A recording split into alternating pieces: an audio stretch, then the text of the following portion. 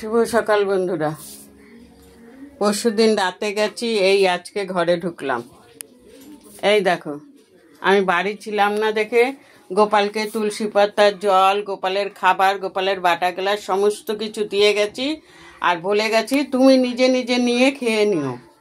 এই যে তারা শুয়ে আছে, এই যে তারা শুয়ে আছে।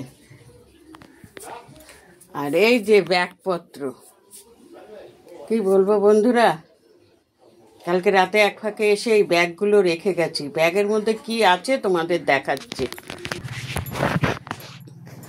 এই দেখো,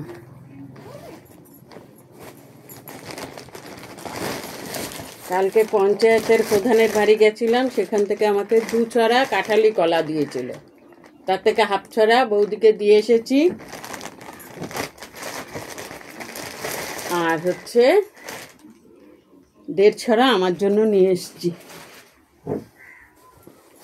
আর এই যে 2টো লেবু কিনেছিলাম, খাওয়ার সময় পাইনি।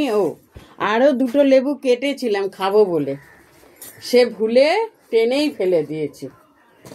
এক চিন্তা করে গেলে না বন্ধু, আরেক চিন্তার হয়ে যায়। ঘরে একটাও টিপ ছিল না। এই যে 3 পাতা টিপ কিনেছি, তবে টিপগুলো আমার পছন্দ হয়নি।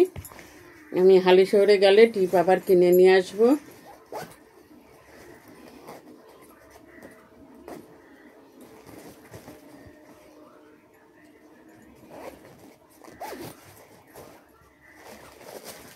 এনেছি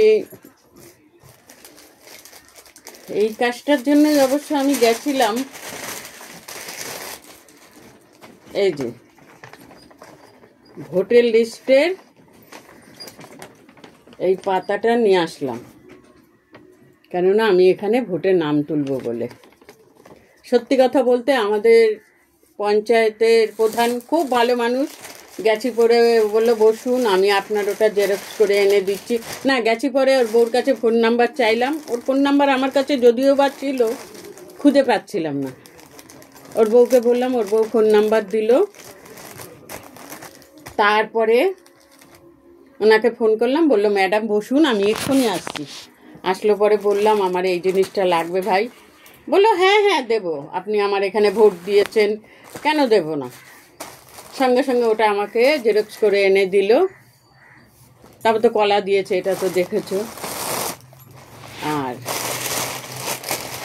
বৌদির, আগে বৌদি দিত, এখন বৌদির ছোট ছেলে দিচ্ছে শাড়ি।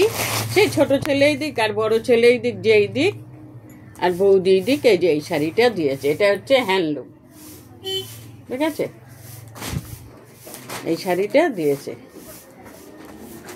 তা এই বাড়ি আসলাম, এবার কাজকর্ম করি।